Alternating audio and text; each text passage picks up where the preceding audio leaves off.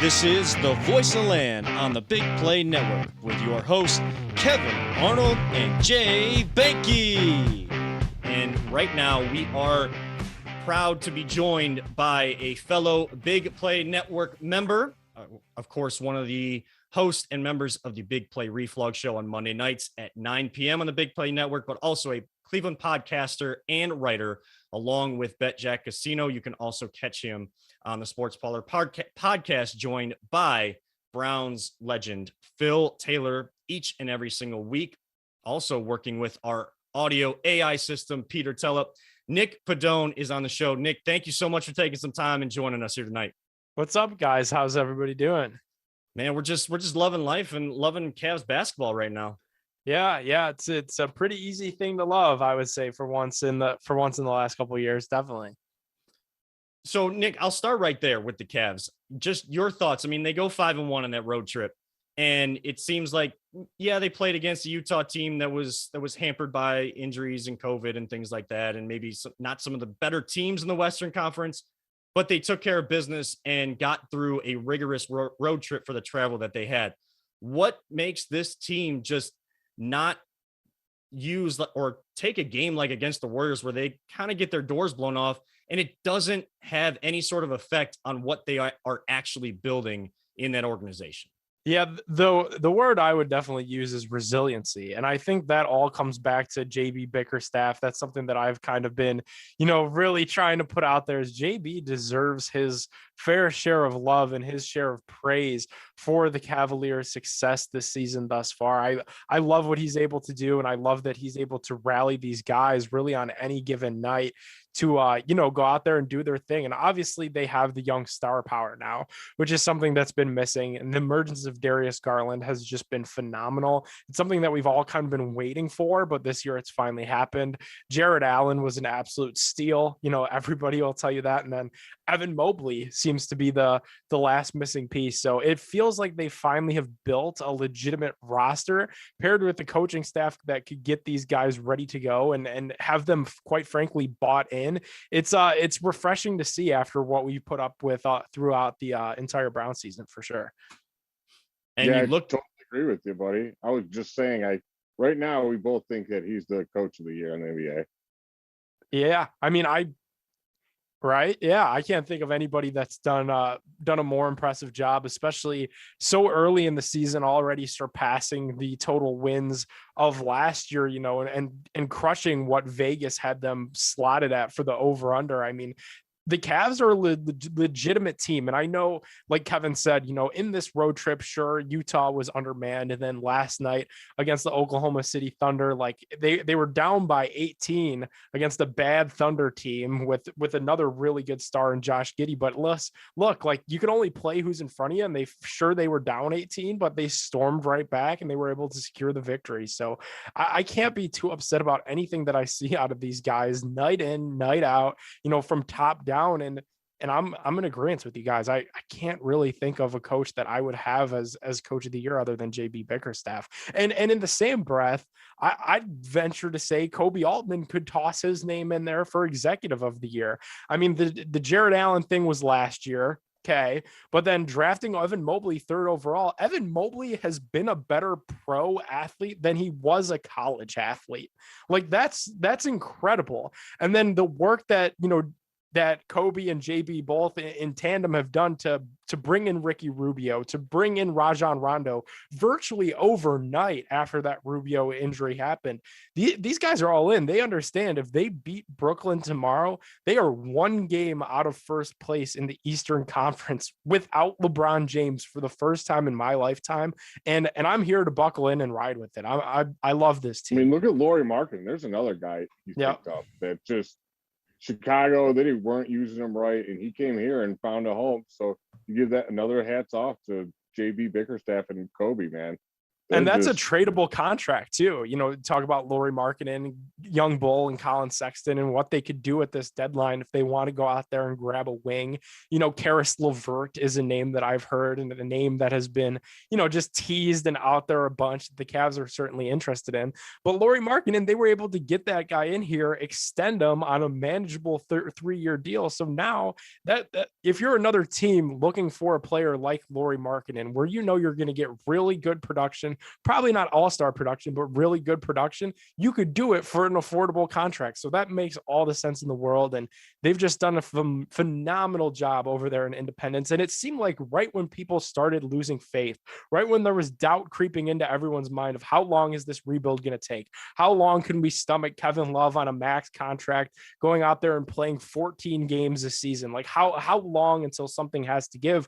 We know Dan Gilbert isn't a guy that allows much patience for these types of things, but they've absolutely aced this, guys, and I couldn't be happier as a fan of this team right now.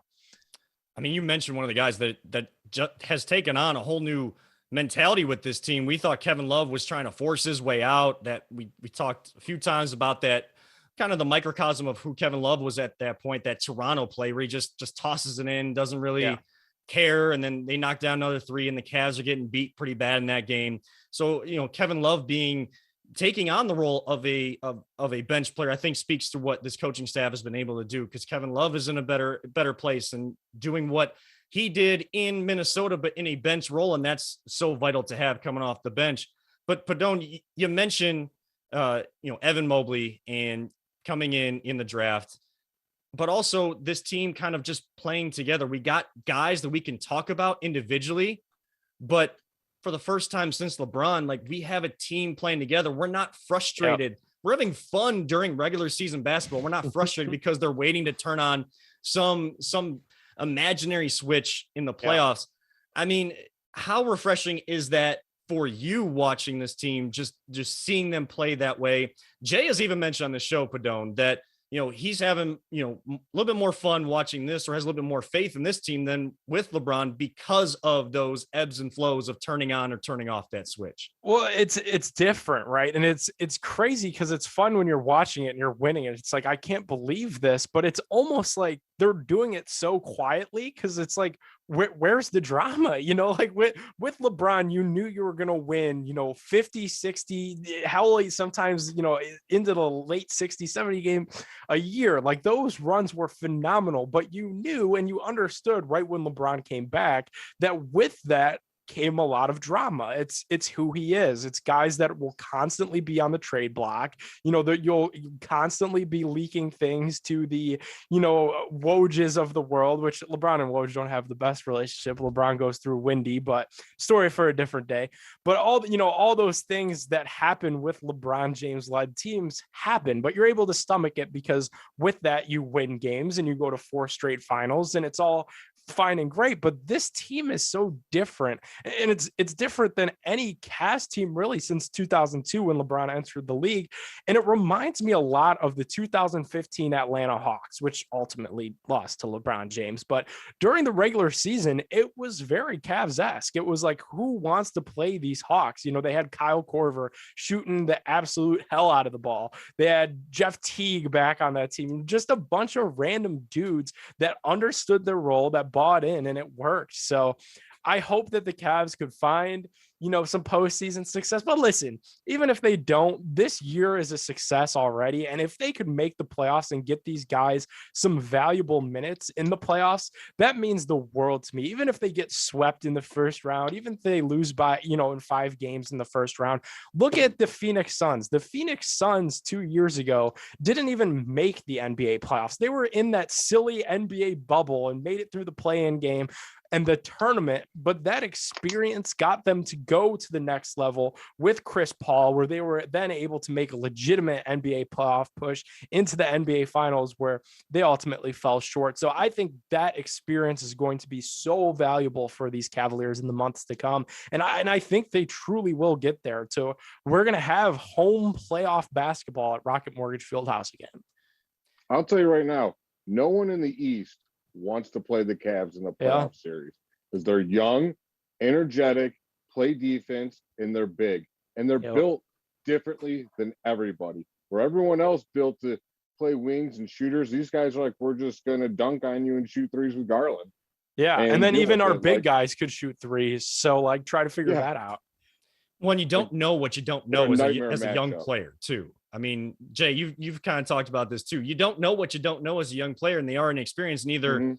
you know, Pedone, I know you mentioned like they could get swept, but making the playoffs is vital for this team right now. Yeah. But also, by the time you get to the playoffs, you've been playing a certain way and under a certain culture that you don't know what you don't know, and like that the lights are so much brighter. You're playing basketball again. But the experience of kind of game planning for one team throughout a 7-game series could be vital for this team. I mean, Pedone, do you think it's right now at this point the goal should be to be in those top 6 seeds, or you know, are you still thinking that maybe at some point they could still be a play-in team at the very least? I mean, for sure. I'd like fan fearlessly, you know, aim high. Like they've battled and they've endured so much already in this season. I think that doesn't get talked about enough either, with all the guys going down with COVID. And then hell, even before that, losing Colin Sexton for the year, and nationally people were like, all right, well, that's it for the Cavs, but it was far from it for the Cavs. So after all they've overcome thus far, where they've been without key pieces for weeks on end, Okoro, who is, you know, their heartbeat defensively, was hurt with an elbow injury, just now coming back. Yeah, I think you got a gun for a top 6 seed. Screw the play-in like tournament and the play-in games. Like, let's just make these playoffs straight up and get these guys a surefire first round playoff matchup that they could prep for. Let's go for it, man. Forget the play-in. I honestly God think they can make top 4, possibly top 3 team. I mean, Like, hey, if they it's win, not that hard. They're like you said, you're a game out of first. Yeah, The and East they got an is not easy. the West. There's a huge difference. What Durant just went down, he's out 3 to 4 weeks or something. Like, Yeah, we've dealt with our injuries and, like you said, overcame them, and it's going to make us even better for that. for sure. Yeah, it's been a sight to behold, guys, for sure. Yeah, Like- it's so fun to just be able to talk basketball and have Right. fun, whether you can see the games or not, and you have to turn on your radio to listen to them. Like I'll go to an old school transistor radio just to listen to these games and turn them on, because even that, it keeps your attention and you're just having so much fun with it. And they're truly taking on that dog mentality that they talk about, For that sure. the other team in town that we hoped would still be playing right now and kind of had maybe a story similar to the Cincinnati Bengals or some of these other squads in Super Wild Card Weekend. Nick Pedone is our guest from Big Play and BetJack Casino. Pedone, switching gears a little bit, we're going to have plenty of time to talk about what the Browns need to do. And do you go after this guy? Should they be talking about Baker coming back? I won't bore you with all that because I know you guys are going to talk about it. We're going to talk about it. We have plenty of time to get back together at some other time to talk about these things before the Browns play another football game. But this weekend, we're not going to talk about which quarterback is going to play for it. Oh boy, you just had to go there, Jay. You just had to try to chime in.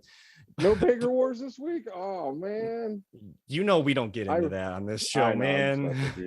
It's dangerous out there, man. It's dangerous out there. There's people that if you're going.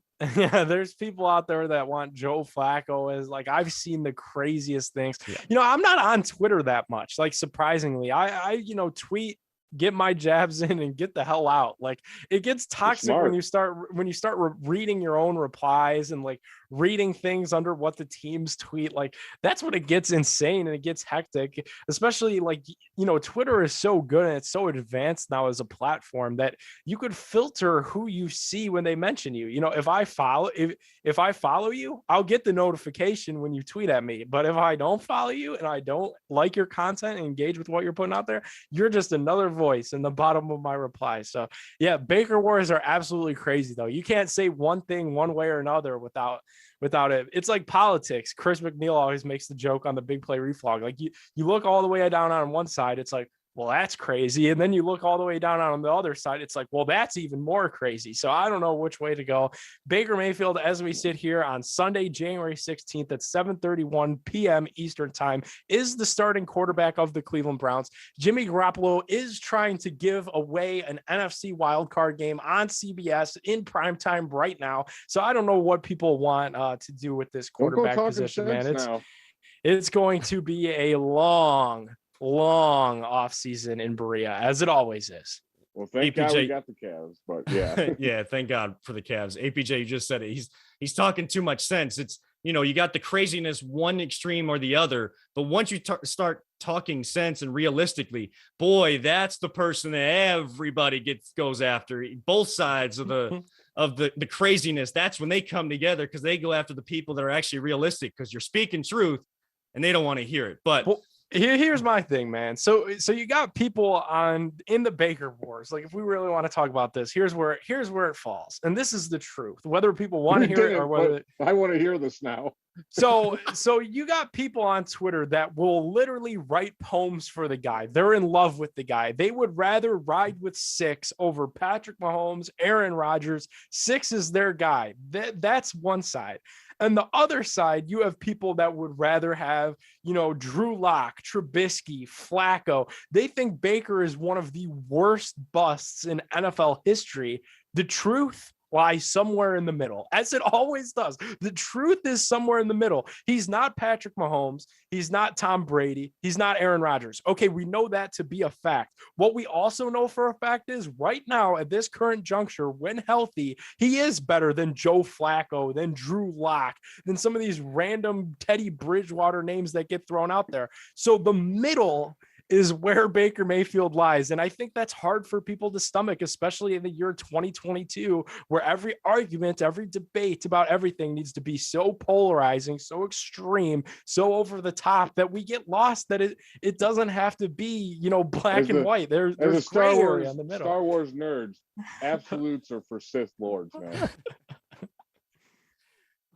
I mean, I think it was even Paul Feinbaum on local talk radio called Baker, I don't know, he made like some poor man Johnny Manziel or something. like, I saw that. Right. Like, Paul Feinbaum, you of all people, who is a respected, personality and journalist, and you've worked so hard for the reputation that you have. You're gonna go out there and just start saying outlandish stuff to get a raise. I just heard, this is the first time I'm hearing this.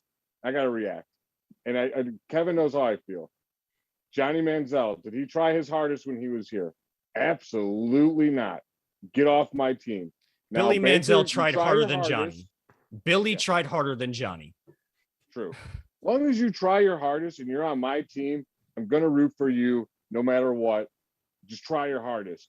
I'll criticize you, whatever, but I'm still going to root for you. I'm not going to boo you. You're on my team. I don't believe going at people and being just straight hateful helps at all. Nor do I have any control of the roster. So what the hell does it matter? I just do my job as a fan and just fan. Like, people, like, they think they have the control of the roster sometimes, I think. Yeah, once the team actually buys into the fans having control, they start sitting with them. So that's the common cliche in sports, and cliches are so prevalent in sports because they are so true. Nick Pedone is our guest, and Pedone, we appreciate you joining us. I know you're watching NFL playoff football, so we'll get you out of here on this. From what you've seen so far in Super Wildcard Weekend and just throughout the NFL season, who is that team to watch to make the run this year? I don't know, guys. Like, I sit here and I watch these games. I'm just so bummed out because, like you guys, I'm a Browns fan.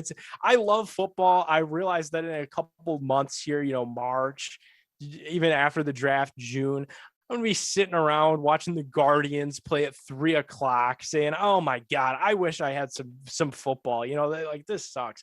So I'm trying to enjoy it the best I can, but it hurts my heart that the Browns aren't it.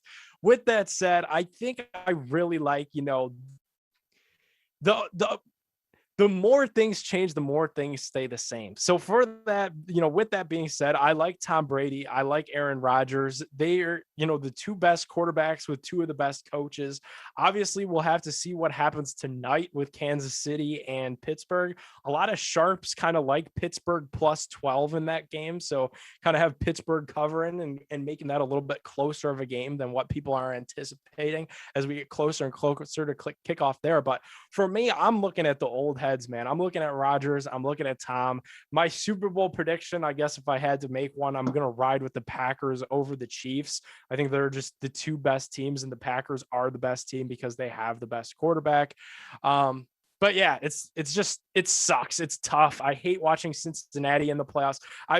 All week long, I made myself for some reason buy into the Raiders and Rich Bisaccia, who I was calling Coach Cannoli, and I made, all kinds of Italian memes and graphics, and like he lost and now the Bengals are still. So I don't know. I do this to myself, and now I'm gonna pull for the Chiefs tonight, like an irrational fan. I don't care about the Chiefs. Who cares about the Chiefs? I just don't want to see Pittsburgh in, but it sucks. Oh, it definitely sucks. I mean, it's hard for me to even get into NFL off-season rumors, mock drafts. Like, if it wasn't for the Nickelodeon cast, I probably wouldn't be watching any football today. I just like watching these guys get slimed. Yeah, for real. Are we going after Kirk Cousins or are we going after Derek Carr? You're a smart guy. Do analytics people pick up old people that cost a lot of money? I think you just gave yourself the answer there, man. No, they don't. That would also cost you potential first round picks. Oh yeah, that's what those guys are going to give up first round picks, pay a bunch of money for old guys. Yeah, makes sense. Oh, guys, we got so much time, too much time for all of these and other names to appear in the conversation too, before we kick off in September of 2022. But it's only January. Oh God, it's only January. Oh boy. All right. Well, Pedone, we do appreciate you taking some time and joining us tonight. You guys can make sure to follow him on Twitter at Nick Pedone12, as you saw in his name the whole time. You can catch him on the Big Play Network on the Big Play Reflog show Mondays at 9. And of course, during the week, he will post the Sports Parlor podcast with Phil Taylor. Thank you so much, Nick, for coming on. We'll have to get you back on once sports betting is actually fully legal in Ohio, and you can kind of educate us because we have no idea what we're talking about with that. Hey man, I'll say this. We, BetJack, the people over there, they've been kind enough to bring me in, really teach me a ton, let me create all kinds of content. It's been an absolute blast. And I'll tell you guys this, in the next couple of weeks, they've got something even before sports betting is officially there, right? Because we're legal, but they can't officially accept bets. There's going to be some fun stuff in the pipeline. So I'd love to come back on here in a couple of weeks, give you guys the lowdown about it, and get us all in and educate and have some fun together on these books, make their pockets hurt a little bit. All you got to do is connect with our AI system audio. Peter, tell it back there. Just join join the same Zoom link, and he'll pop you in anytime you need to promote. You got a spot right here on the Voice of the Land, buddy.